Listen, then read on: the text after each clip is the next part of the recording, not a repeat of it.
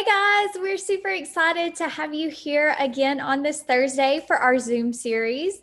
We have a very special guest today and we cannot wait to get started. But first of all, let me tell you, all of your mics are muted just for safety reasons, but we want to be sure that your questions get answered. So if you have a question anytime during the interview, please use the chat feature to submit your questions.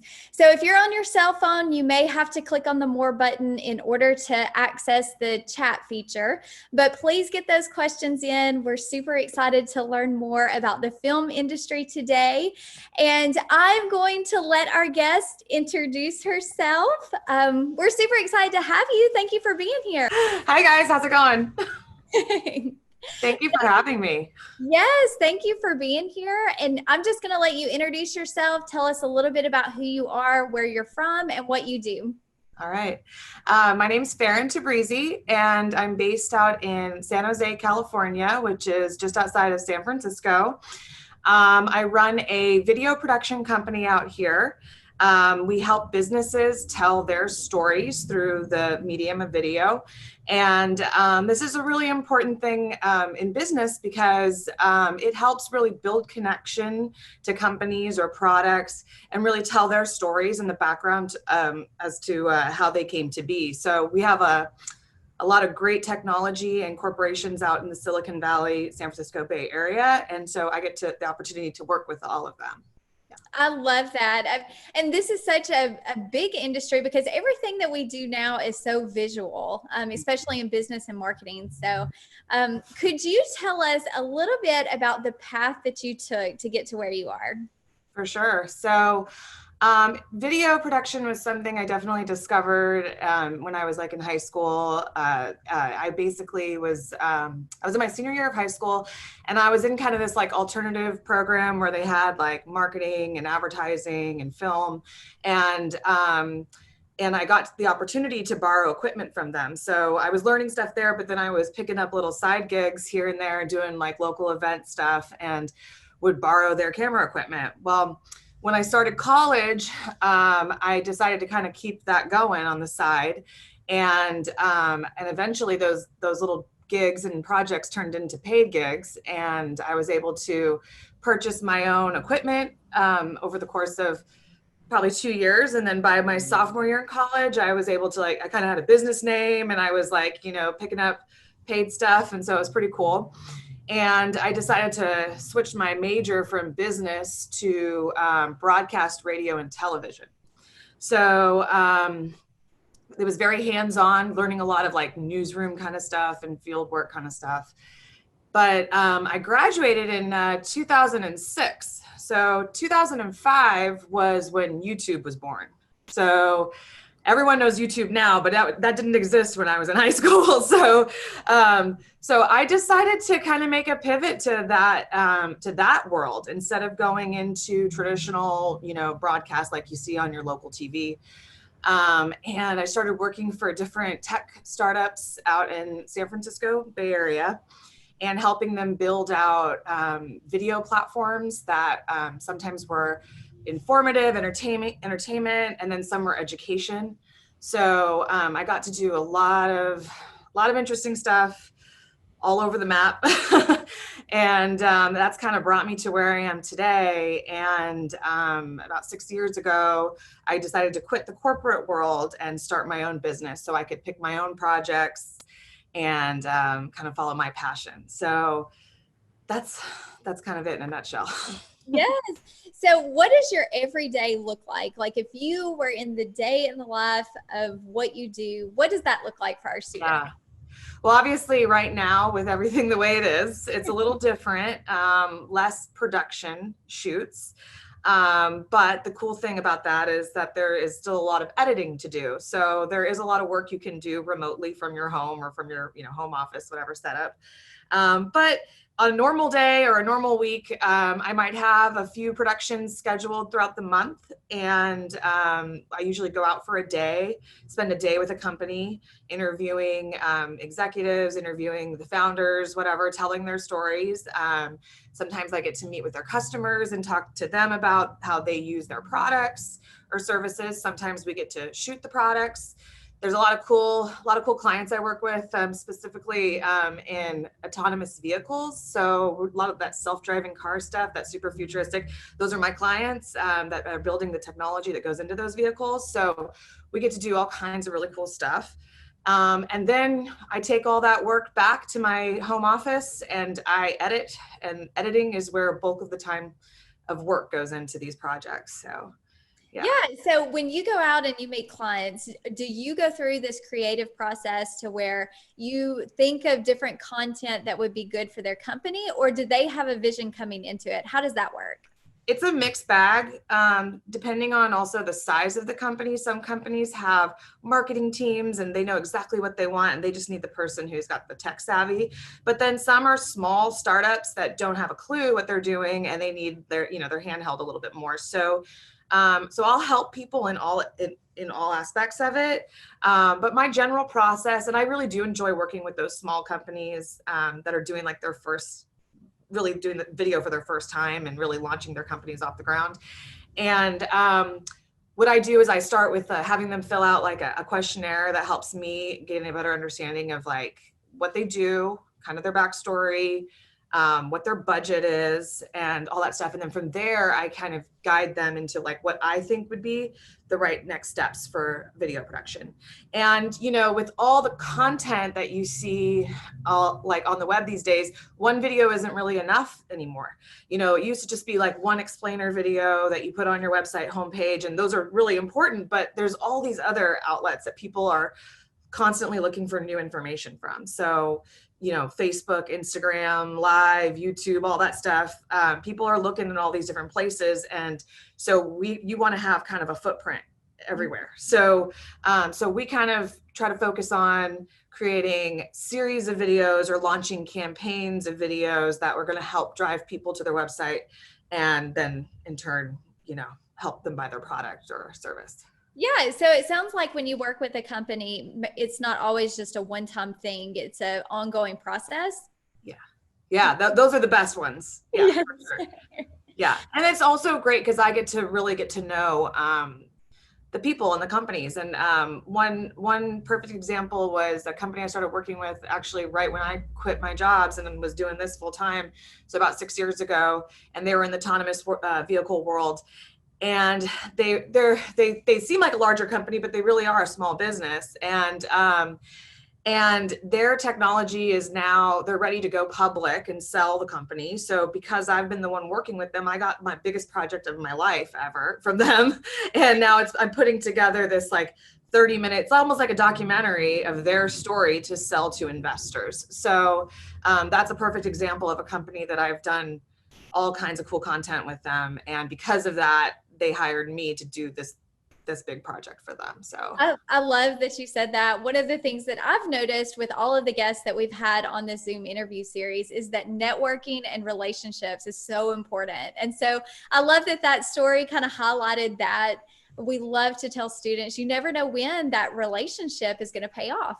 Yeah, yes, absolutely. That was actually in my notes from the notes you sent me was you never know who you're going to meet. So you always want to put your, best foot forward, and you always want to, smile and be willing to hear people tell their stories. And you never know what that might turn into. I mean, my first foot in the door was at Pixar Animation Studios. And that was because I was a nanny to a family that I met when I worked at a ceramic studio in college. And because I was always side hustling, so I met this family. They knew someone that worked at Pixar. Pixar is really close to San Francisco. And I got to that was my first job out of college, was a contract for 6 months at Pixar Animation Studios.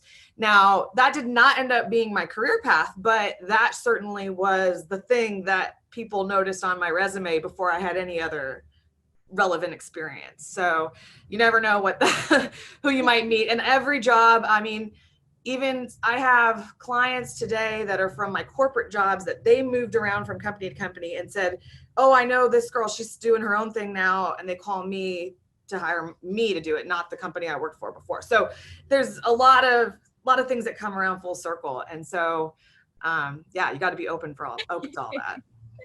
I love that. I mean, it truly is like a web of people that that can, lead to your success. So, Yeah. my next question for you is, what is the best part of your career and why? Probably the fact that the places it's taken me. I have gotten to travel all over the world for my job. So that's pretty freaking amazing. I mean, to get paid to be able to go and see the world and meet people is incredible. So that's really probably one of the most amazing things. And to think I walk into a room and meet someone, shake their hand, and they're a total stranger, but after 24 hours with them, they've become sometimes lifelong friends. So I have some really amazing stories at the beginning of my career when I was 22 years old, flying out to the middle of America to shoot video of police officers who've been shot in the face and survived and tell their stories. So totally, I know that's kind of like way out there, but I was doing stuff for law enforcement training. And so I was like interviewing these people, they're telling me their stories. I'm this 22-year-old that knows nothing. And then now these people still talk to me today. You know what I mean? So there's just, you never know who you're going to meet. And it's pretty amazing. And that's actually how I got to meet Cameron too. I did my, when I first quit my job, the first thing my now husband, but boyfriend at the time, decided to do was make a music documentary because we love rock and roll. So that's how I met Cam back then. We were traveling all over the country and ended up in Orange Beach, Alabama, where we got to go see a Velcro Pygmy show. So it was pretty rad. I mean, it sounds like you have so many different opportunities and nothing's ever the same. So it sounds like a really exciting career path for sure. Absolutely. Absolutely. Okay. So the next question that we have for you is, what would you consider to be your biggest professional accomplishment and how did you make it happen? Yeah. Probably the biggest one was the leap to being self-employed. About 6 years ago, it was something I always kind of wanted to do and knew that's where I was headed. And then it just felt right when I did it. I mean, it was a risk, but I was willing to take, and I knew I could always go back if I needed to, but like, it was kind of where I knew I wanted to go. And the important thing with that for me was the flexibility it provides and the opportunity to choose the kind of work that I want to do. You know what I mean? I get to now choose my clients and choose the kind of projects I want to work on. I work with a lot of female founders now, which is kind of cool because there's not a lot of women in my industry. So when I get to meet another woman who's breaking ground, doing something really cool, they love the opportunity to work with another woman, behind the camera. So that's really cool. I started a family 2 years ago. My son just turned 2 on Sunday, and I've got another one on the way, 4th of July. So coming up really, really soon. Yeah. So working for myself has really given me the flexibility to be like the parent I want to be. And it also has made me work harder at what I do. Like, some might think that it would slow you down having a family, but it actually reignited me in another way. And I mean, just to give an example, like the first year my son was born, I probably cut my hours down to 25 hours a week, and from, a typical 40 or so. And I almost doubled my revenue. So it helped me like focus on what's important in business and what's important in my life, and has really afforded me the life I want to have. So I love that so much. I mean, I love to see women in industries that, are not typically, you find a lot of women. So you're actually our first woman guest, and we're super excited to have you today. That's awesome. You definitely need that female power for sure. Yeah. This is probably my favorite question to ask adults. What careers have you discovered since graduating high school that you had no idea existed when you were still in school? Yeah. So I think about this one, and there's a lot, and I feel like, gosh, I mean, since I graduated school, there's been a lot of new industries, you know? So, but kind of bringing it back to like the video world, I'd say, you know, I think when you're young, you kind of go, oh, I want to be the next Steven Spielberg or whatever, you know, like, you know, but there's so much more that than just being like the director or producer of a film. And then there's so many different types of film or video content now. So as I talked about earlier, and looking at like, it's no longer just old Hollywood and this small industry that like you had to kind of find your way in, and it was much more complicated and much more competitive. Now, I mean, it's always going to be competitive, but like now there's like outlets like Netflix and Hulu and Prime and even Facebook creating content now. So there's so many places for those up and coming young filmmakers who, whether you're working with a team of 3 or 300, there is so many different ways you could go. So I think finding like what it is that really, you know, you're passionate about, and then kind of deciding like, hey, do I want to be a small, like for me, I'm kind of like a jack of all trades production studio of one, you know, and then I have people who work with me, but you know, you could choose if you want to go that route, or you want to be, you know, more niche, like a, you know, a script supervisor or script writer or a sound mixer. Like there's so many different avenues, you know, depending on the type of production you're working in. So I think that's something to realize, is like, you don't just have to make a Hollywood blockbuster. You know what I mean? There's so many different ways you could go these days. Absolutely. I discover new careers all the time. And I think, man, I wish I would have known about that sooner. Yeah, for sure. For sure. So the last question that we have for you, and then we're going to open it up to some of our students that are on here, is what is something you wish you would have learned at an earlier age? I would say not to be afraid to ask questions, and don't feel like you have to be a know-it-all. I think that's something I suffered from when I was younger. I don't know why exactly. I don't need to get into that part, but it was just more like, I think I didn't feel like I wanted to always look competent in what I was doing, but you actually don't learn as much, or you have to learn the hard way. So I think, you know, if you're in a classroom, raise your hand if you're thinking about something. Just ask the question. Don't feel like you're going to be, you know, dumb if you ask a question. Also, I would say finding a mentor at a young age is really important. That's another thing that I didn't have in this industry. It was so new, this web world, that like I kind of was the only person, the authority on video. No one else in the company I worked for knew anything about video, so they just trusted me. So there was some good and bad with that. Like I learned a lot, and I learned the hard way, and sometimes that's important too. But if I had had a mentor or even a collaborator, I think I would have learned much more faster, and I would have maybe been able to find that niche that I'm interested in sooner, and work that.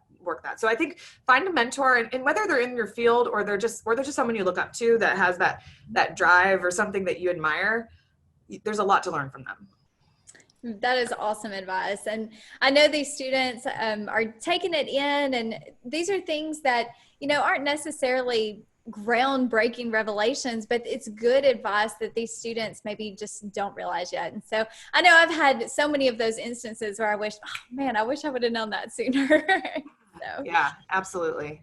So students, be sure and get your questions into the chat feature, and I'll read those off as they come in. But the first one that we have is, how is what you do now different from when you worked in the corporate world? So when you left, how did that change? Let's see. So I would say I loved the opportunities that were given to me when I was in the corporate world. But my last job, for example, I was working for an education company, and, you know, there was only so much content we could create. Like we were creating one type of content and one format.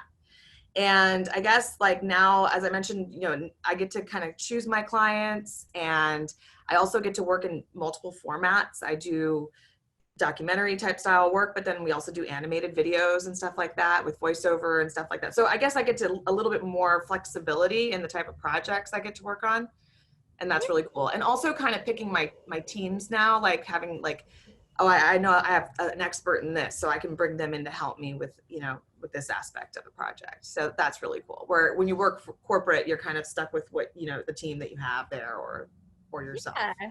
Yeah. Yeah. Okay, so the next question, it says, how has being a woman been a challenge in your industry? What are some challenges that you might have faced? Hmm.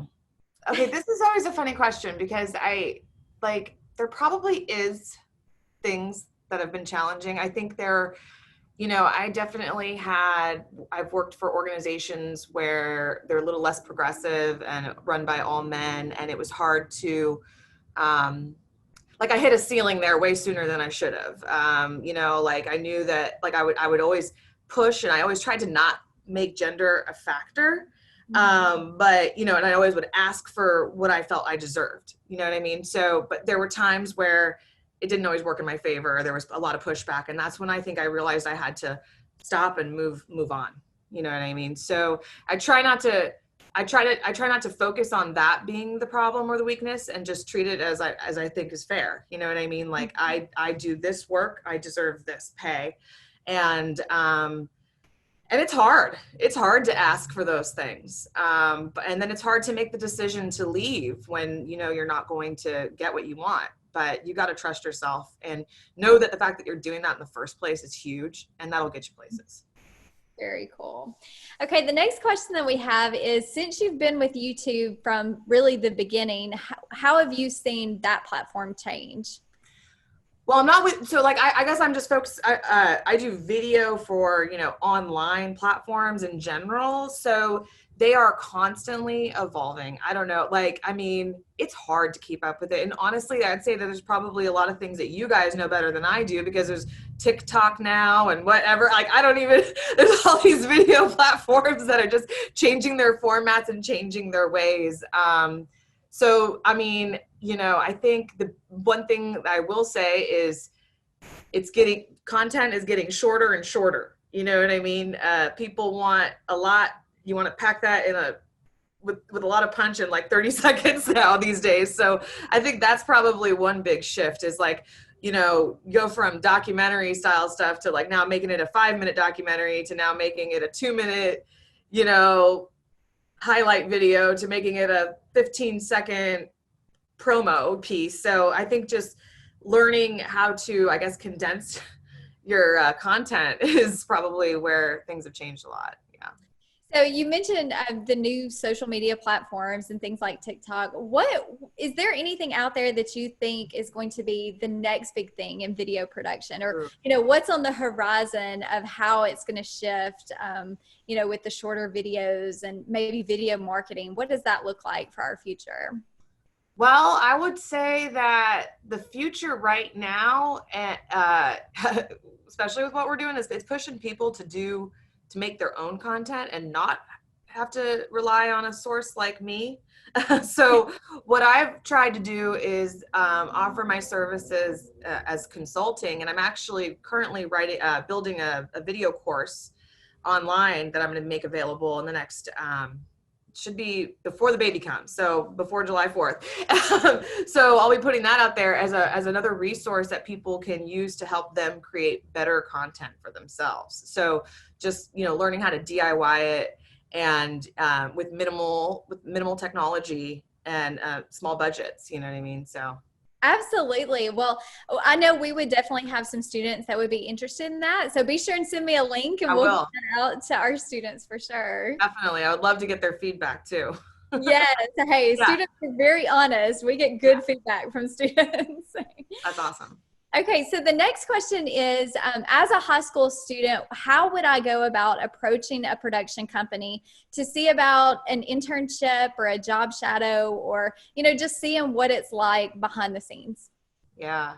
I would say, so I think that's just, first of all, awesome. If you're in high school and you already want to start, grabbing internships and stuff, that's amazing. So whoever you choose to talk to, do your research about them.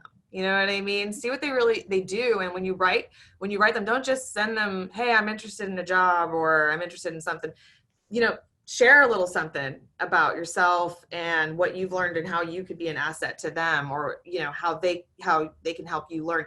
I think that's really important. I think to this day I receive applications from people who don't even write a cover letter. So I would say writing that cover letter and sharing any work that you've done, or projects that you aspire to do would be really helpful. Do you have any advice for maybe high school students that are interested in film production, and maybe they're like you, they don't really have access to the equipment except through their school? I know there's lots of different apps that are available out there for even for free. Do you have any specific advice that might help them get started?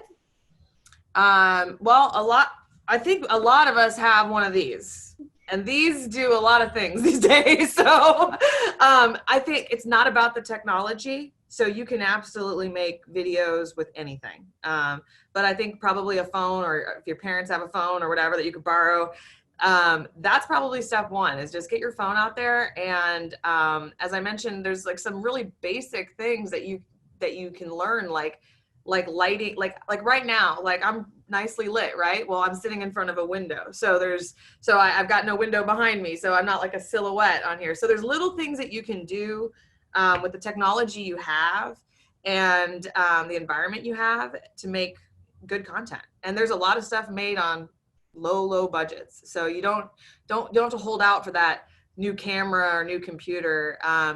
All computers these days are pretty much equipped with some sort of video editing software. So I say learn those things and hack them in ways that you make them do things. Before I had my first iMac, I was using PowerPoint to make videos in high school, where I automated everything. So each slide would play after each other and things would animate in without me having to click any buttons once I hit play. So, I mean, I don't know, I got really creative with hacking it together, and sometimes I'm still hacking it together. So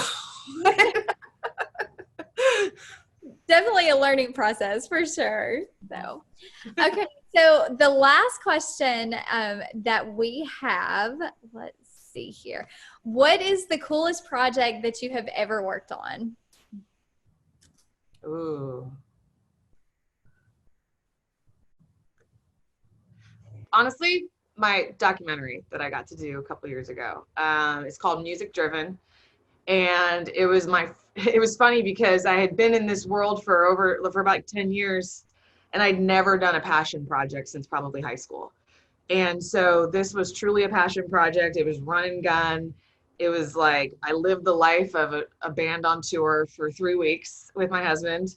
We traveled in an orange limo cross country, and went to 21 different states and met with multiple bands in each place, and I got to do exactly what I wanted to do. Like, travel, meet cool people, stay up late with them, shoot interviews after their gigs. We were up till 2 a.m. and up at 7 driving to the next, venue. So it was rough. It was fun. And I learned a lot. And now I'm looking to do a documentary probably after I have the second baby, probably in the next year or so. Not sure what the topic is yet, but that gave me like a crash course in what I was doing, in doing a documentary, something at that larger scale. So now I'm going to take from that all the stuff I've learned and apply it to the next project. And yeah, that's probably the coolest thing I've ever done. So just for the students on here, to make sure everybody understands, if you want to kind of explain what exactly would be considered as a passion project, and do you feel that's important? Why do you think that would be important?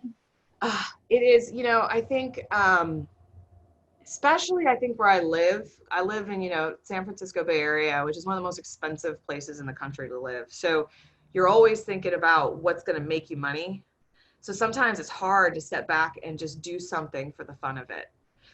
Because this project didn't make me money, but like I said, it was all about the experience. So you get creative in ways. We did actually do some kind of crowdfunding for it. So we got a little bit of money that helped us pay for the gas to get it cross country, and we made a little extra, and it helped me invest in some more equipment. So that was cool. But like, I do think it's important to sometimes, obviously you need to make a living, but like sometimes you need to just like stop, check in with yourself, and like you know, find something that you're passionate about.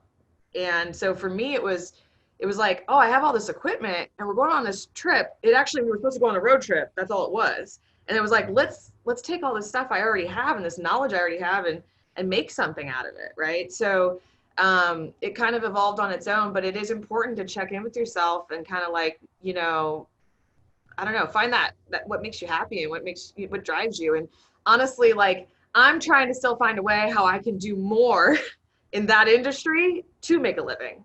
But it's tough. It's a tough one. So it's hard for the musicians to make money. So to make money off of their, you know, their performances and whatnot, it's tough.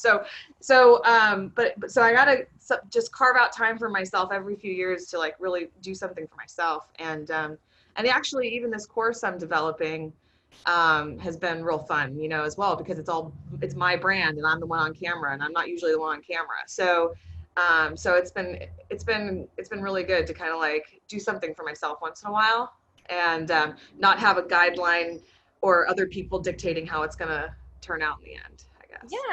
Yeah, absolutely. Well, it has been such a pleasure to chat with you today. Is there anything you want to add? Maybe something that we didn't talk about or? I don't know, just go get out there and do what you love doing. I mean, there's just so much opportunity now, so many young people doing incredible things. Don't waste your time. Just go do it. I love it. Well, thank you. You have a wonderful afternoon and we will chat with you soon. Thank you. Bye.